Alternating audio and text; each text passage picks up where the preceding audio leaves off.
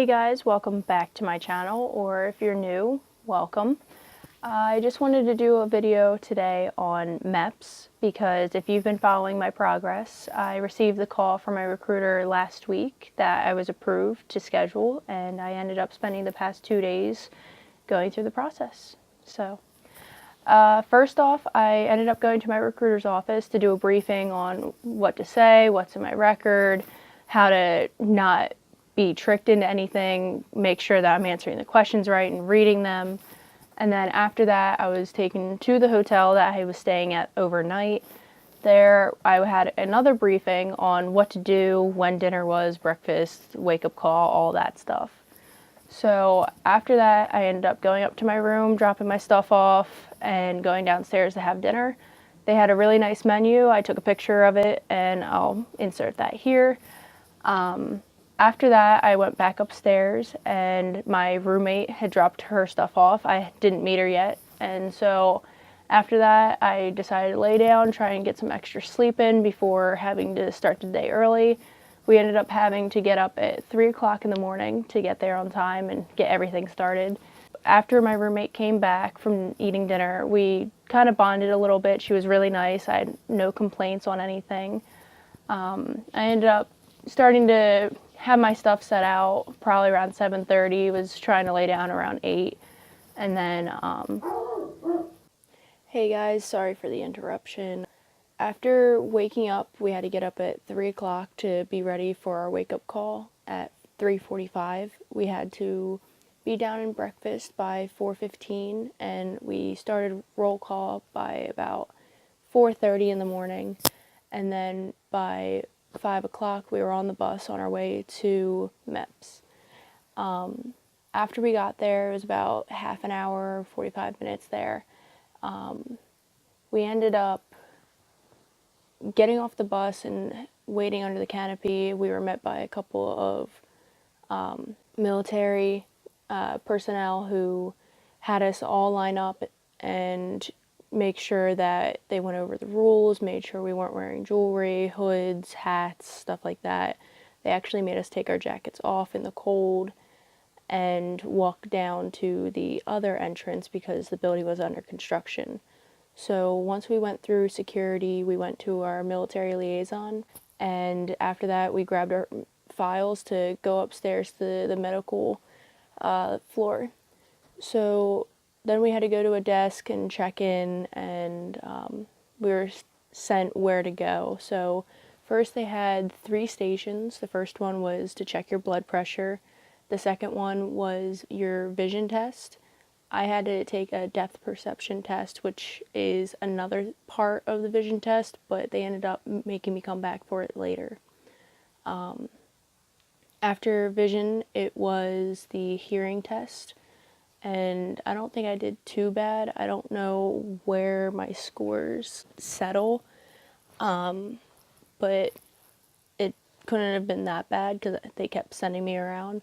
So after that, I was sent down to a room where I had to strip down to my undergarments and get my height and weight checked. Then after that, I had to go to see the female doctor who checked everything out and checked all my stuff out. And after that, I was sent to urinalysis, which you have somebody sit there who, they don't stare at you, but the woman we had was kind of funny. She was sitting there talking about other people and describing the worst case scenario stuff that she's seen. And after that, I was sent down to get my blood work done. I've never had it done before yesterday, so I didn't know what to expect exactly. And then once she pulled it out, then I watched just to just see what was going on. And so after that, they sent me back to the room where they had me stripped down, and I do re-strip down into my undergarments to do the ortho, which is pretty much your duck walk, your muscular exercises, make sure that you can move your arms in circles forward, back, pretty much all that stuff. So After that, we pretty much just waited around for the doctors to reevaluate what was written in our records, which I really appreciated because there were two doctors, a female and a male, and the female put like one or two things that didn't seem right. Like I had like a bit of a cold sore on my lip in the corner, and she wrote it down as something. And I remember they called me in to recheck it, and the male doctor said, "Oh, you see, it's yada yada." So they ended up taking that off. So after they cleared me, sorry, I just had to take a breath. So after they cleared me for the medical, somewhere in there was a medical briefing before we had to go strip down or anything. That took about maybe an hour. We just went over our paperwork, wrote down where tattoos were, and made sure our social security numbers were right, all that kind of stuff.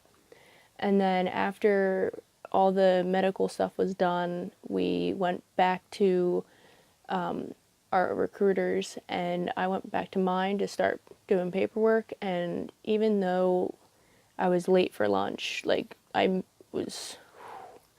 thought I was gonna miss lunch. I hadn't eaten since 4 o'clock that morning, and it was 1 o'clock. So we ended up having like Subway sandwiches. They weren't too bad. After lunch, I went back down to my recruiter and they sent me to contracting. So I took my file with my paperwork up to contracting and started writing up my contract.